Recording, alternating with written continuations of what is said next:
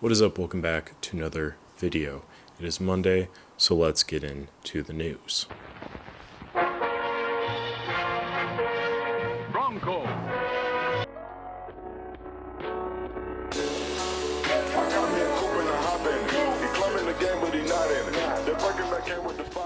Bronco.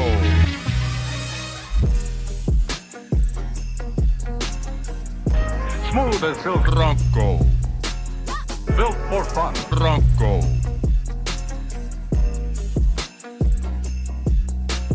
Blazing a new trail of excitement.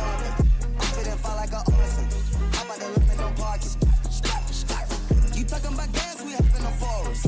Straight from the gump, no forest. Wide open like a forest. Who you talking about? Forest Whitaker.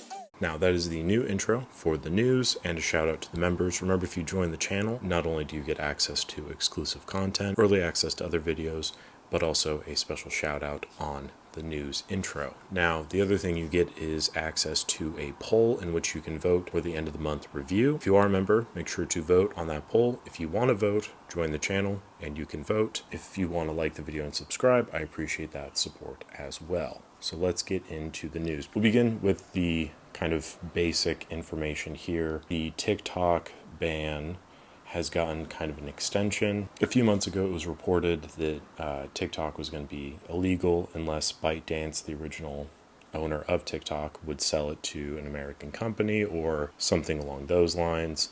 Then an executive order was signed prolonging that date, and it was actually this past week that it kind of was coming up to the conclusion of that date. There was a deal that was supposedly close to being finalized, but with the incoming tariffs, ByteDance decided to nix that. Executive order was signed again, prolonging for another 75 days, I believe. Companies were interested towards the end. Primarily one that popped up was Amazon. TikTok is still around. I feel like that's relatively relevant for some photographers, film photographers, digital creators, all that sort of stuff. And I also spoke about it a few months ago, so I felt like it was worth touching on again. And then that kind of segues into the next bit of news, which is the tariffs. Those are a thing that are happening at this point. This is not like a news channel traditionally speaking, so I probably won't go into great detail about it unless it's like directly related to film photography news, which at this stage it isn't. If we get to the point where the tariffs are still around when Lucky's trying to sell film over here or other things of that nature, then I will talk about it because it then becomes a relevant talking point. So yeah, that is those two bits of news out of the way. I'm going to end on a fun one. So I've got two unfun stories and then one final fun kind of story. So the next one is Argus, a film camera manufacturer that I speak about very rarely. A lot of people don't really think about, but it is one of the more prominent American-based camera lens manufacturers to have ever existed, really. And it's not really known for its quality. It's more or less known for its Bakelite systems. The Argus C3 resembles both in form and in function a brick. They were around from the 30s up until 1969, so they had a good long stretch. They made a lot of consumer grade cameras and so on and so forth. They were based out of Ann Arbor, Michigan. Now, that's pretty cool. However, there has been some issues with chemical contamination originating from their two buildings that they had there. The chemical is TCE, but it stands for trichloroethylene. And this is a chemical that was used a lot back in the day for refrigerants or degreasing metal things. It was banned in 1977. Obviously, Argus closed down in 69, so it wasn't illegal to use at that stage, but it is known as a banned chemical, banned substance at this point. Now it is unfortunately seeping out of their facilities into surrounding neighborhoods. This has been an issue since I think like 2006. It has been a continued issue, but at this stage it's getting worse at a rate that is alarming for people in that surrounding area. So they're hoping to set up some kind of wells to make sure that it doesn't like breach into groundwater, because obviously that would be a lot worse. Moving on to the next unfun bit of news here, and that would be Fujifilm. I feel partially responsible because I made a video last weekend about how great Fujicolor 100 is, and maybe at some point a Fuji person saw that and was like, oh, that's right, we still make film. we should charge more for that. And thus, on April 1st, they rolled out increase prices from 21 up to 52% price increase. They've also changed the design of their disposable cameras in a way that I think makes them look worse. A lot of this seems to be directly affecting the Japanese market because Japan is, I think, one of the few markets in which the film is still sold like regularly. So the price for some of the film, as reported from Japanese manufacturers, this is all in an article from Petapixel that I'll link down below if you want to check it out. But it's saying that Provia is going to be about $32 for a 36 exposure roll, meaning that at that point each frame is going to be just about $1, and that's not even including developing costs, which for E6 at most labs tends to be a little bit higher. So you're looking at over $1 per frame. Then for Velvia 50, it's going to be $35.59 per 36 exposure roll of 35 millimeter. Just for context, back in the day, like a few years ago, I believe a roll of Provia was like $18. I think sometimes a little bit lower than that, but I remember getting like fresh Provia and being like, man, this is kind of pricey, $18. So now it being nearly double that is pretty insane. Now, the other concerning thing is that 5 packs of Velvia 100 in 120, that's going to be $137. So if we want to try to do some mental math here, 25 and some change per roll, not including, again, developing costs, which is going to be higher. And then also you're dealing with fewer shots, which means your cost per exposure is going to be hiked up a lot as well. The thing that Fuji is saying is that it needs to increase the cost of film to account for higher materials and transportation costs. The price of materials and raw materials, transportation costs for photographic films are soaring.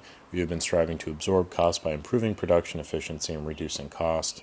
But since it is difficult to absorb only by corporate efforts, we will revise the pricing for some products of photographic films, including disposable film cameras. The situation at that stage is kind of similar to why they were kind of axing some films due to emission regulations from Japan. Obviously, they have like higher standards.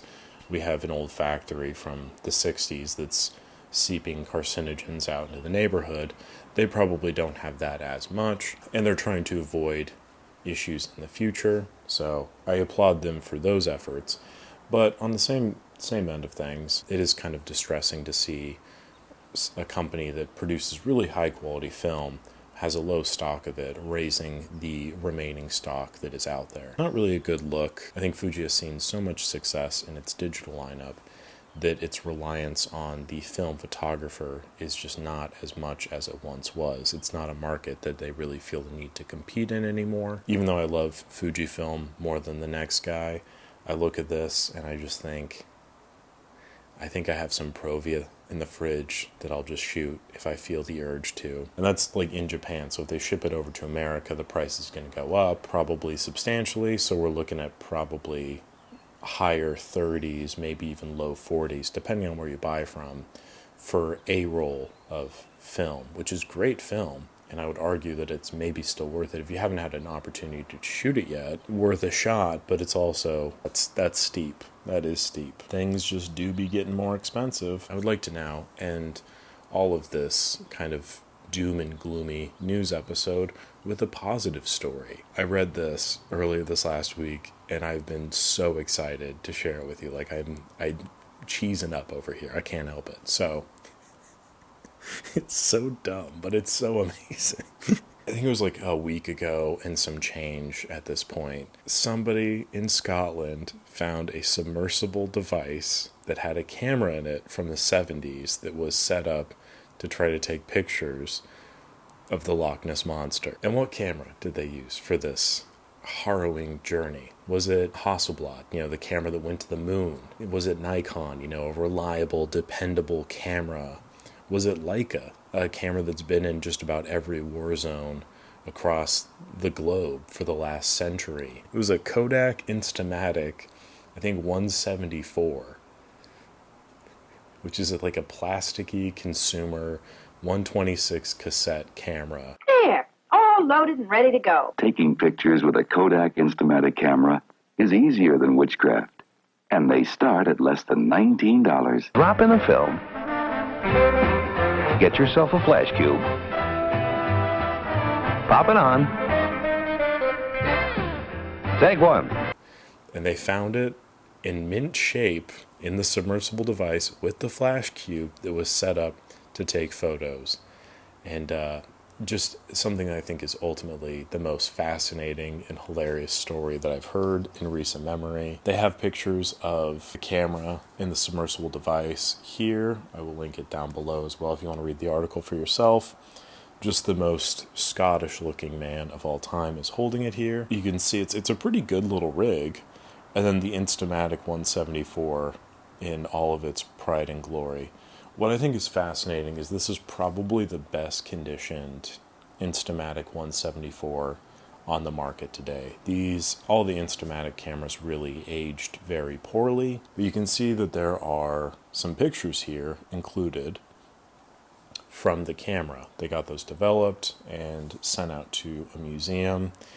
Unfortunately, it does not appear as though there were any sightings of Nessie on the footage. That doesn't mean they're going to stop trying. This has been something that people have been trying to capture for as long as they knew of the Loch Ness Monster. The loch itself, if you are unaware or haven't seen it or been there, it's a very unique body of water because it is incredibly deep and it's also very long and it's very narrow. So the thought is, due to the way that the water travels, it's like picking up debris from the bottom, logs from trees that have fallen over, stuff like that, and those are being lifted up. And the sighting of a log being lifted out of the water like that could look very similar to the Loch Ness Monster. Or a more realistic explanation is that the Loch Ness Monster is just real and floating around and is a little camera shy, which, listen, I understand. Leave your comments down below if you think the Loch Ness Monster is real. This is another fascinating addition to the ever-growing lore of cryptids on camera. We have very poor images of Sasquatch. We have very poor images of Mothman. We have a whole host of Nessie photos, and now we have an Instamatic that was found submerged in a loch. Amazing. That is it for the news today. I really hope you enjoyed watching. Make sure to like it if you did, subscribe to the channel, and leave a comment down below if you thought this was interesting or if you think I missed anything. I would love to hear it. Thank you very much, and I'll catch you on the next one.